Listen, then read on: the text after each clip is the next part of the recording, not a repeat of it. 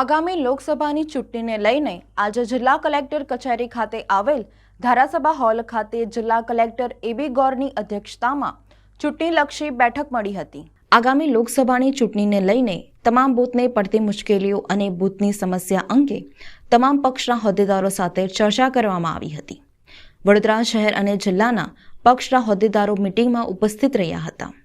આગામી લોકસભાની ચૂંટણીને લઈને લોકોને અડચણ ન થાય અને જૂના બૂથની શાળા જર્જરિત હોવાને લીધે જૂના બૂથ ક્યાં આવે છે તે માટે ચર્ચા વિચારણા કરવામાં આવી હતી।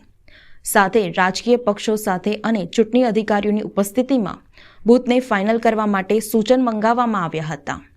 બૂથની યોગ્ય તપાસ કરી આગામી 7 તારીખે ફાઇનલ કરીને મોકલવામાં આવશે।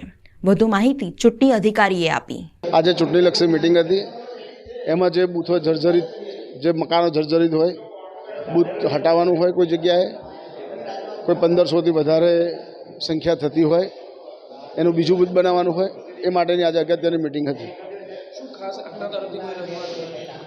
ના, ચૂંટણી અધિકારીએ જે વાત કરી એમાં એ લોકો ઓલરેડી એમની પાસે બધા તૈયાર જ હતા બધા બૂથનું, અને જે 1500થી ઉપરના જે બૂથ હતા એ બૂથો એ લોકોએ નક્કી કર્યા છે, એ પ્રમાણે બીજા બૂથ બનાવવાના છે। આજે રાજકીય પક્ષો સાથેની એક બેઠક થઈ, જેમાં ચૂંટણી અધિકારી અને મદદનીશ ચૂંટણી અધિકારીઓ સંબંધિત વિધાનસભા મતક્ષેત્રના પણ હાજર હતા, અને જે મતદાન મથકો ફાઇનલ થઈ રહ્યા છે એ સંદર્ભે એમના સૂચનો માગવામાં આવ્યા છે।